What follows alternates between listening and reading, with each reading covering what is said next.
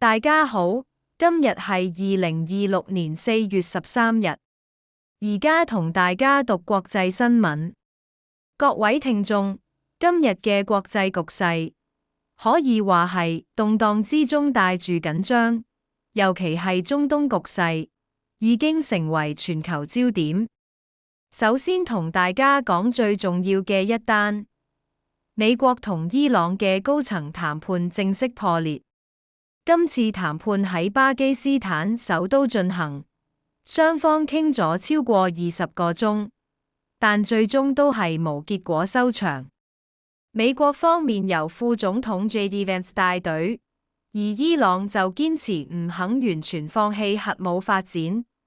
美方就話呢個係底線，結果雙方互不相讓。同時間，以色列總理 Benjamin Netanyahu就公開表示會繼續對抗伊朗勢力，而美國總統 Donald Trump 就態度強硬，話無論談判結果點，美國都會保持優勢。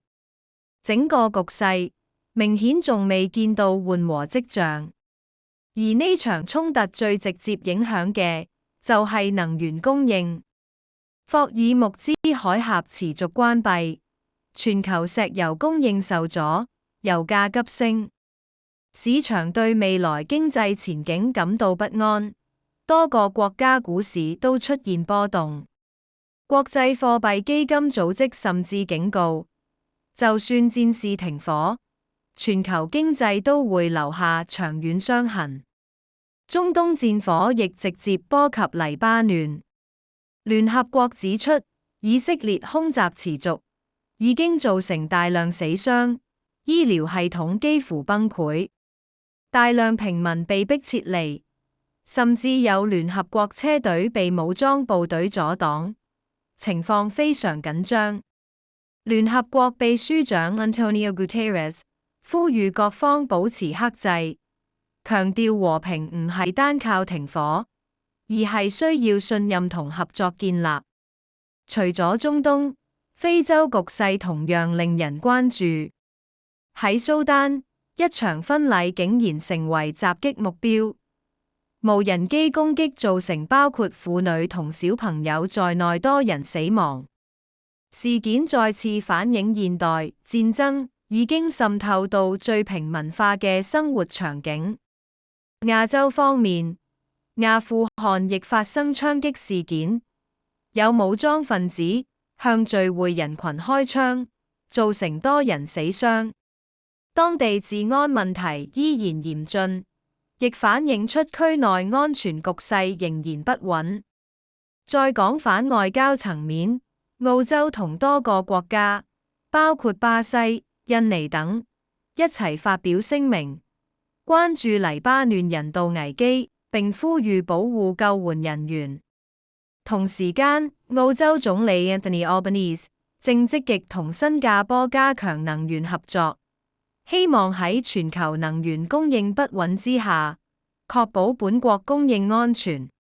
印度方面，原定舉行嘅國際鋼鐵會議突然宣布延期，原因正正就係中東局勢影響航運同物流。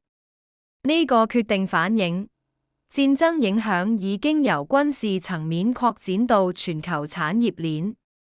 歐洲方面，德國大型航空公司 Lufthansa 面對內部壓力，機師工會發起罷工，為期2日，原因係退休福利談判破裂。今次行動將影響全球航班，令本身已經受國際局勢影響嘅旅遊業雪上加霜。再睇金融科技同產業發展。有大型人工智能投資項目喺英國暫停，原因係成本上升同市場不確定性增加，反映科技產業都開始受宏觀經濟壓力影響。聯合國方面，安全理事會亦將中東局勢列為本月重點議題，包括海上安全同能源通道問題。顯示國際社會正試圖透過多邊機制穩定局勢。最後講一單比較宏觀但重要嘅趨勢，全球正進入一個多重危機同時發生嘅年代，由戰爭、能源、經濟到供應鏈，每一樣都互相影響，令世界變得更加不確定。社眾總結今日國際新聞重點：中東局勢持續升溫，美國同伊朗談判破裂，以色列同黎巴嫩衝突加劇，人道危機惡化。霍爾木茲海峽封鎖，全球油價同經濟受衝擊。聯合國呼籲克制，但局勢仍然緊張。蘇丹同阿富汗發生嚴重暴力事件。澳洲等國加強外交合作應對危機。印度國際會議延期，反映供應鏈受影響。歐洲航空罷工加劇全球交通混亂。科技投資受壓，經濟不確定性上升，全球進入多重危機交織新時代。